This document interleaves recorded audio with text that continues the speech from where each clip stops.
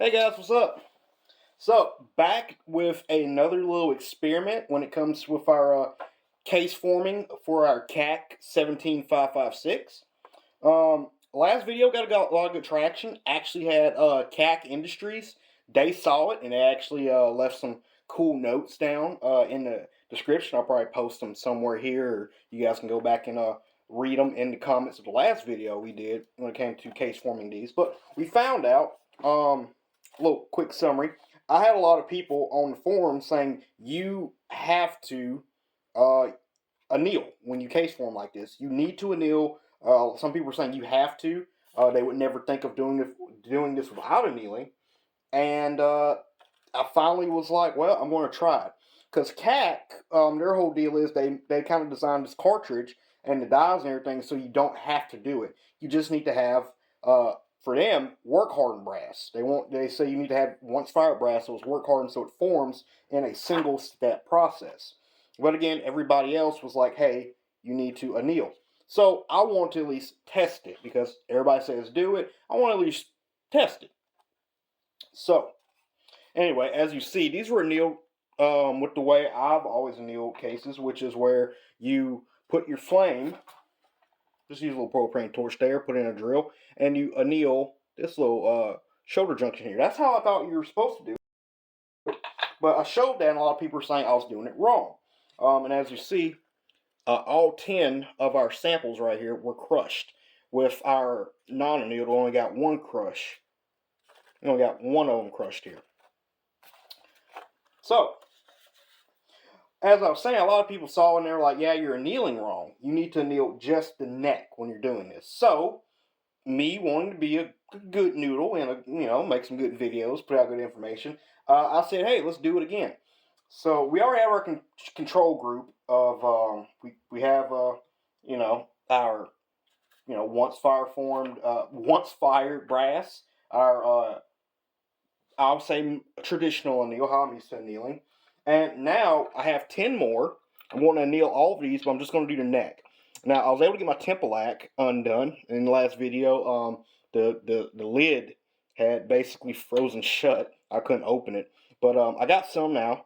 Put some Tempolac right here on the outside so we can make sure we're getting that 750 degrees, which apparently is the standard. I'll put it on the outside. Some people say put it on the inside. I don't really get that because I won't be able to really see it the minute it turns. I don't know. But I'm going to use one for a test. So if that one crushes, But I want to be able to get my count off of that. And then we got the rest of them. And we'll see how many we get to completely form correctly by just doing the necks. I also got a much better tip here. The tip we had on the last one, the tip the flame mill was giving wasn't the best, so I had to get a new one. But yeah, it should be a little quick video. Going to anneal them, going to use the drill, and I'll do the first couple, and then we'll just roll right into actually sizing them. So let me get set up for that.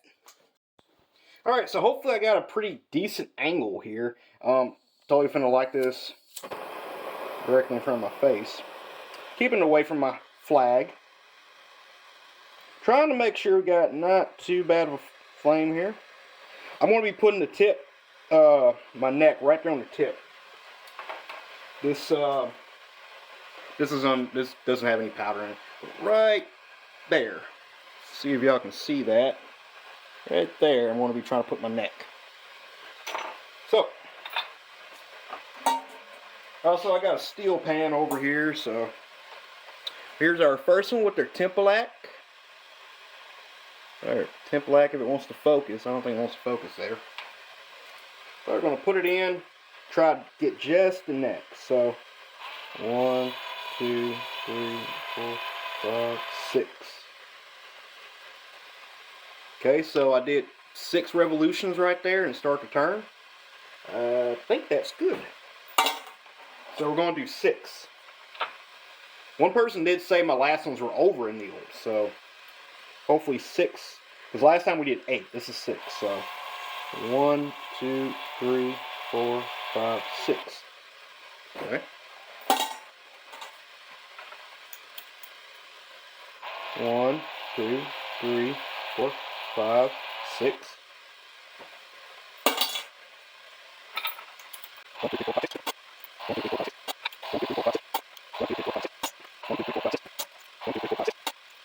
Six. All right. That's all 10 of our test pieces. Not looking too shabby. See if I can pick one of these up. See if it'll focus there. A little warm. Let them cool down for a bit. We'll come back, lube them up, and size them. Alright guys, so our brass cooled now.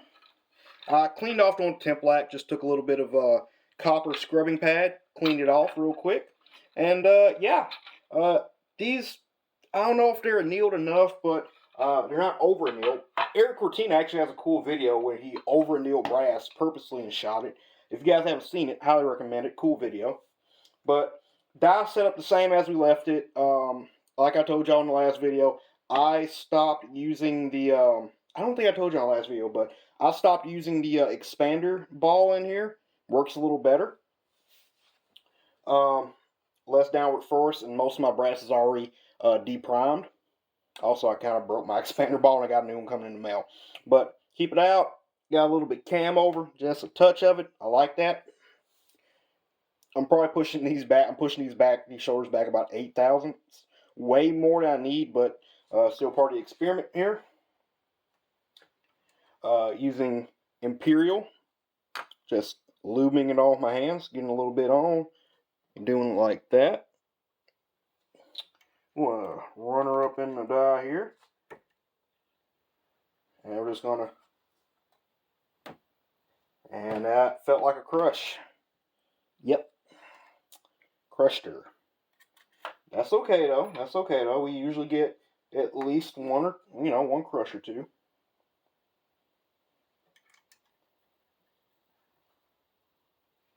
And that's another crush. Okay. And again, I'm trying, like I did in the last video, I'm trying really hard to make sure I give this a fair chance. That's another one. You can feel it when they crush, and they always crush the same way.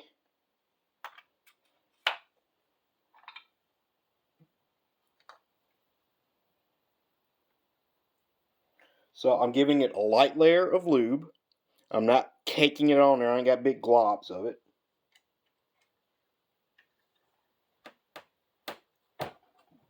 See? I'm not running it up there. I'm doing it kind of nice and slow.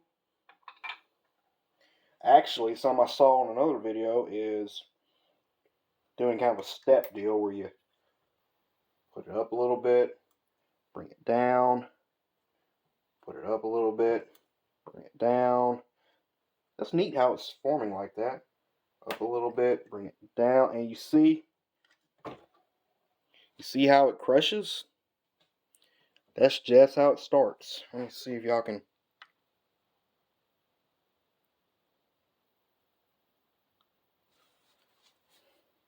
So it's the shoulder giving out. That's what it is. It's that shoulder giving out. It's not really the mount that's causing a problem. It's just the shoulder giving out. That's why it needs to be hard, because if it's soft, I guess, it doesn't have, oops, there goes another one. If it's soft, it just doesn't have that, it doesn't have that strength to form. I'm trying to think of a good analogy to it, but it's kind of hard for me to think of a good analogy. See, and it just gets me like a cake. My mom bakes a lot of cakes, and if the cake is too soft, if it's too hard, it doesn't form good. It doesn't form to the cake pan enough. But if it's too soft, it can't stand on its own. So when you take it out, it just.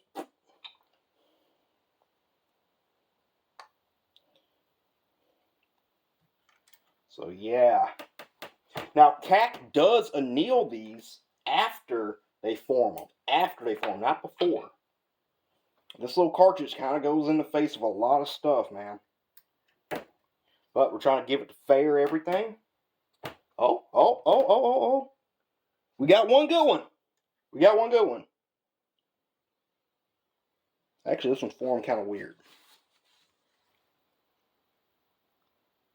I don't know how to describe, but it formed a little funny. Let me run it back in here, see what happens.